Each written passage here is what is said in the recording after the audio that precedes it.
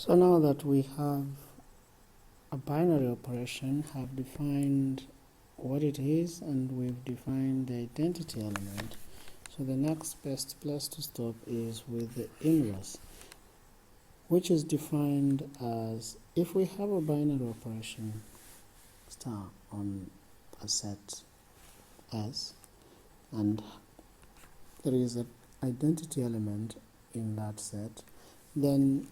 for any element A that belongs to S,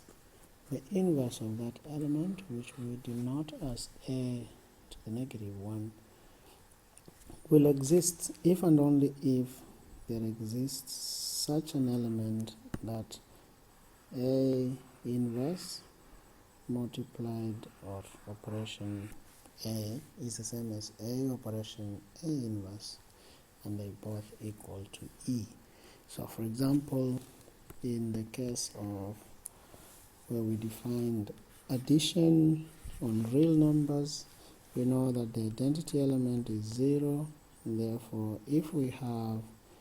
an element like 2, then its inverse must be negative 2, because 2 plus negative 2 is equals to 0.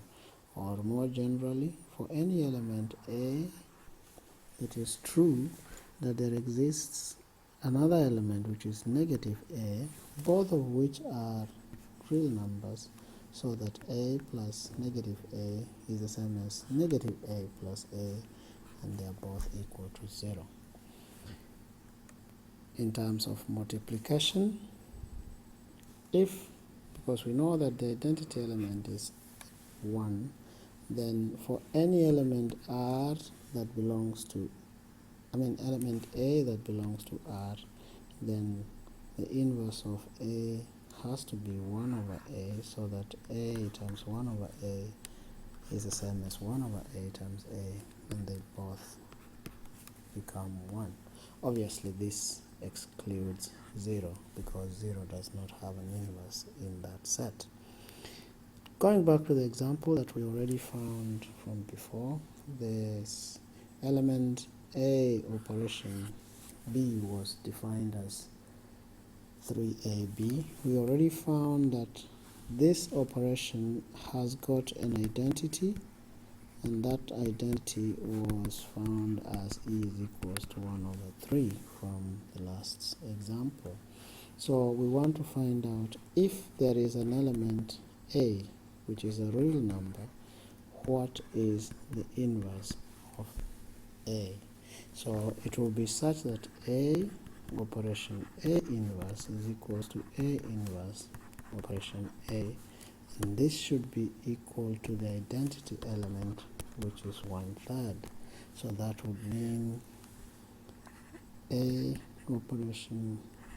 A inverse equals 1/3, or A inverse must be equal to, because this operation is defined as 3A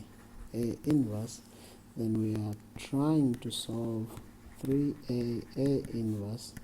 is equals to 1/3, and the unknown in this case is A inverse, and it can be shown that A inverse is therefore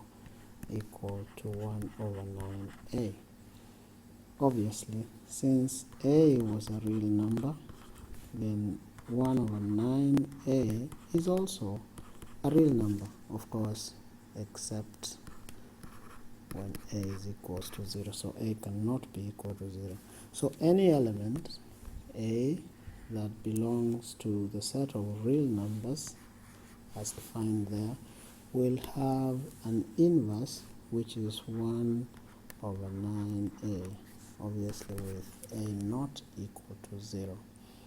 And as long as A is a real number which is not equal to 0, 1 over 9A is also a real number, and therefore every element will always have an inverse of the form of 1 over 9A.